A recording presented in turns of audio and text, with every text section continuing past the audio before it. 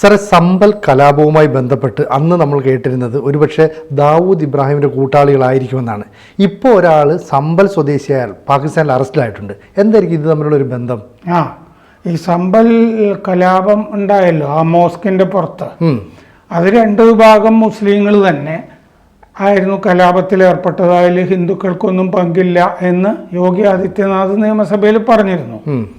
കാരണം അവിടുത്തെ MP MLA രണ്ടുപേര്, ഒരാൾ ഷിയയും ഒരാൾ സുന്നിയും ഒക്കെയാണ്. അങ്ങനത്തെ തർക്കമാണെന്നാണ് അന്ന് യോഗി ആദിത്യനാഥ് സൂചിപ്പിച്ചിരുന്നത്. പിന്നീട് SIT സ്പെഷ്യൽ ഇൻവെസ്റ്റിഗേഷൻ ടീം ഈ പറഞ്ഞ പോലെ ഈ ദാവൂദ് ഇബ്രാഹിമിൻ്റെ ഗാങ്ങിന് ബന്ധമുണ്ട്, ദാവൂദ് ഇബ്രാഹിമിൻ്റെ ഗാങ്ങുമായി ബന്ധപ്പെട്ട ഒരാൾ തന്നെയാണ് ഇപ്പോൾ ഇതിൻ്റെ പ്രധാനപ്പെട്ട സൂത്രധാരൻ എന്ന് തന്നെയാണ് അന്വേഷണത്തിൽ തെളിഞ്ഞിരിക്കുന്നത്. പക്ഷേ ഇപ്പോൾ മുഹമ്മദ് ഉസ്മാൻ എന്ന് പറഞ്ഞ ആള് ഈ സമ്പല്ലി പ്രദേശത്ത് നിന്നുള്ള ദീപാസരായ് ഈ കലാപ പ്രദേശത്ത് നിന്നുള്ള ഒരാളെ പാകിസ്ഥാനിൽ അറസ്റ്റ് ചെയ്തിട്ടുണ്ട്. ഇയാൾ 2013 മുതൽ ഈ കാണാതായിട്ടുള്ള ഒരാളാണ്. 10-11 കൊല്ലമായിട്ട് സ്ഥലത്തില്ലാതിരുന്ന ഒരാളാണ്. അപ്പോൾ ഇയാൾ ഡൽഹിയിലേക്ക് പോകുന്നു എന്ന് പറഞ്ഞിട്ടാണ് നാട് വിട്ടത്. വീട്ടുകാരോട് പറഞ്ഞത് അത്രമാത്രമാണ്. അപ്പോൾ അറസ്റ്റ്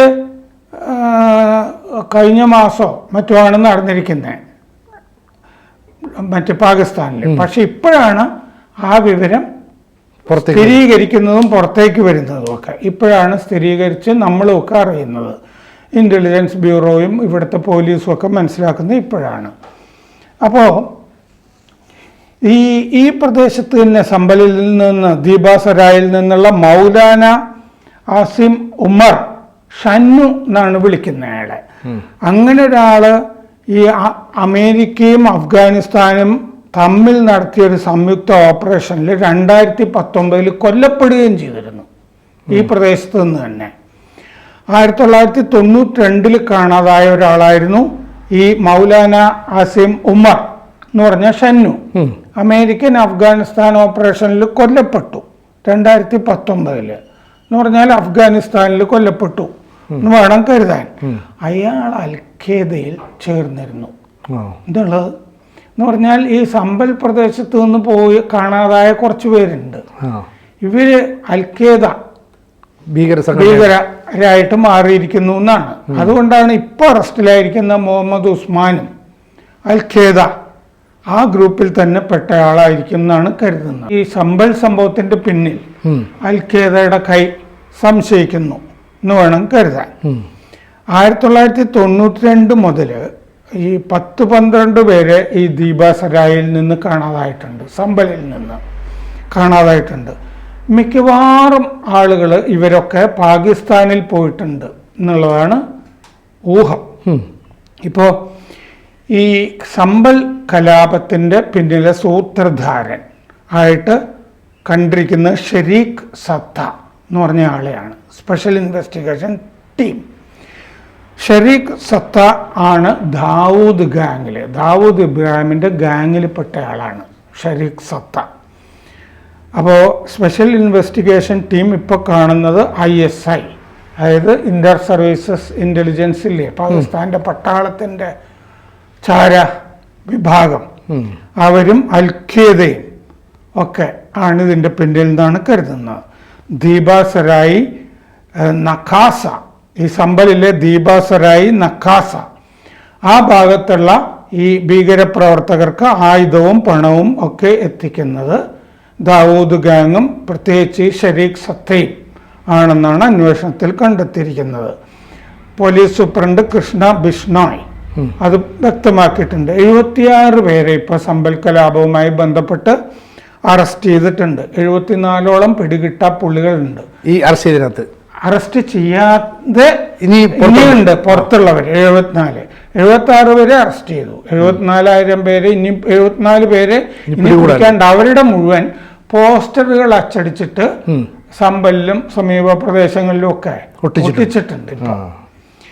ഈ ഷെരീഖ് സത്തക്കെതിരെ 50ഓളം കേസുകളുണ്ട് ഈ സമ്പൽ പ്രദേശത്ത് തന്നെ, ഉത്തർപ്രദേശിലെ. ആ കേസുകൾക്ക് പിന്നാലെയാണ് ഇയാൾ ദുബായിലേക്ക് കടന്നത്. അപ്പോൾ അയാൾ ദുബായ് കേന്ദ്രമായിട്ടാണ് പ്രവർത്തിച്ചുകൊണ്ടിരിക്കുന്നത് മറ്റേ ദാവൂദ് ഇബ്രാഹിമിന് വേണ്ടി. 2024 നവംബറിലാണ് കലാപം നടന്നത് സമ്പൽ. അതിന് പണം എത്തിച്ചത് ഇയാളാണ്. 5 ഭീകരന്മാർ ഈ മേഖലയിൽ നിന്ന് അൽഖേദ ഉണ്ടെന്നാണ് കരുതുന്നത്. അതിൽ 2 പേര് ഷാഹിദ് അക്തർ, ഉസ്മാൻ ഹുസൈൻ എന്നുള്ളവരാണ്. മറ്റു 3 പേരുടെ പേരുകൾ അറിയില്ല.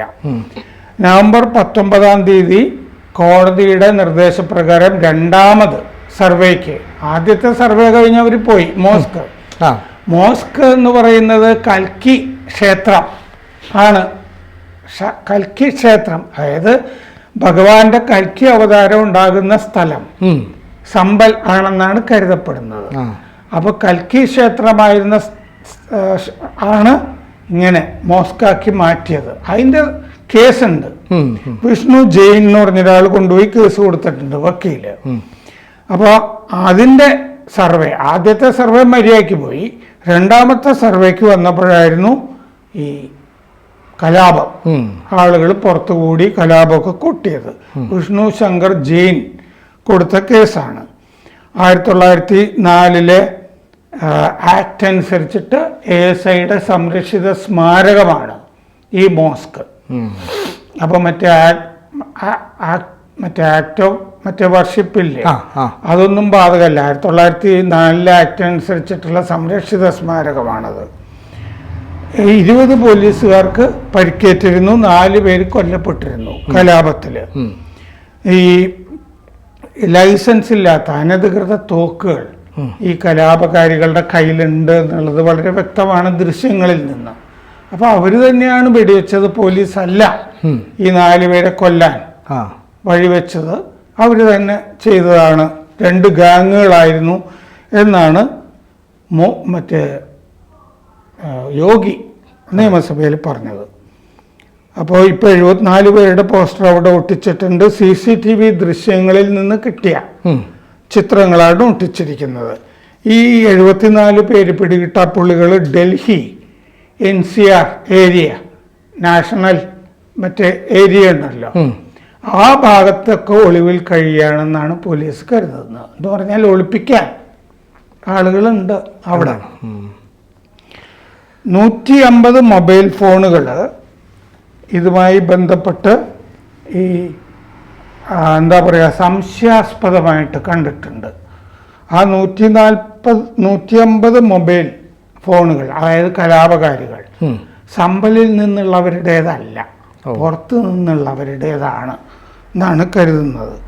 12 FIR ഉണ്ട് കേസുമായി ബന്ധപ്പെട്ട്. മുല്ല അഫ്രോസ് വാറിസ് എന്നീ 2 പേരും കേസുമായി ബന്ധപ്പെട്ട് അറസ്റ്റിലായിട്ടുണ്ട്. ആ ഷറീഖ് സത്തയുടെ ഗാങ്ങിൽപ്പെട്ടവരെ. ഈ 1000 വീടുകൾ ഈ സമ്പൽ പ്രദേശത്ത് ഇപ്പോൾ പൂട്ടിക്കിടക്കുന്നുണ്ട്. അതും സംശയാസ്പദമായിട്ടുള്ളതാണ്. അത് ഹിന്ദുക്കളുടെ ഒന്നും വീടുകളല്ല. ഇവരെന്തിനാണ് പൂട്ടിപ്പോയത്, പൂട്ടിപ്പോയി എന്നുള്ള സംശയമുണ്ട്. പലായനം ചെയ്തതായിട്ട് കാണുന്നുണ്ട്. ഇന്നത്തെ റിപ്പോർട്ടിലും കാണുന്നുണ്ട് ഈ 1000 വീടുകൾ പൂട്ടിയിരിക്കുന്നത്. അപ്പോൾ പാകിസ്ഥാൻ്റെയും അൽഖയ്ദയുടെയും ഒക്കെ കൈകളാണ് സമ്പലിൻ്റെ കലാപത്തിൻ്റെ പിന്നിൽ നിന്നുള്ളതാണ് വ്യക്തമാകുന്നത്. കൂടുതൽ വാർത്തകളും വിശേഷങ്ങളും നിങ്ങളിലേക്ക് എത്താൻ ABC മലയാളം സബ്സ്ക്രൈബ് ചെയ്യുക, ബെൽബട്ടനും അമർത്തുക.